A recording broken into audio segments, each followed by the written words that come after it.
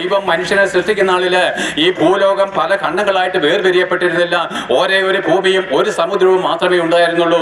ഇത് ഖണ്ഡങ്ങളായിട്ട് ഓസ്ട്രേലിയയും അമേരിക്കയും ഏഷ്യയും യൂറോപ്പും ഒക്കെ ആയിട്ട് ഖണ്ഡങ്ങളായിട്ട് വേർതിരിക്കപ്പെട്ടിട്ട് ഏതാണ്ട് 4000 വർഷത്തെ ചരിത്രം മാത്രമേ ഉള്ളൂ.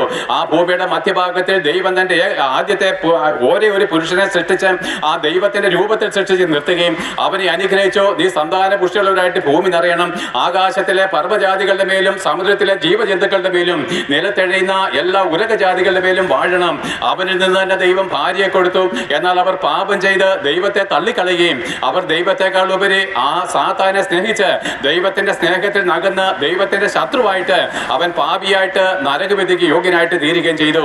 ആ ദൈവത്താൽ ഉപേക്ഷിക്കപ്പെട്ട ദൈവത്തിന്റെ ശത്രുവായിരിക്കുന്ന സാത്താന്റെ സന്തതിയായിരിക്കുന്ന ആദമിന്റെ രക്തത്തിൽ അത്രേ നമ്മളെല്ലാവരും ജനിച്ചത്. എന്റെ പ്രിയപ്പെട്ടവരെ, ഭൂമിയിലെ സകല മനുഷ്യരെ ജനിച്ചത് പാപിയായിരിക്കുന്ന ഒരു മനുഷ്യന്റെ രക്തത്തിൽ നിന്നായതുകൊണ്ട് ഈ ഭൂമിയിൽ നീതിമാനായിട്ട് ആരുമില്ല. ഞങ്ങൾ ക്രിസ്തീയ മതത്തെ പറ്റി പറഞ്ഞാൽ മതിയല്ലോ, നിങ്ങളെ പറ്റി പറയുന്നില്ല.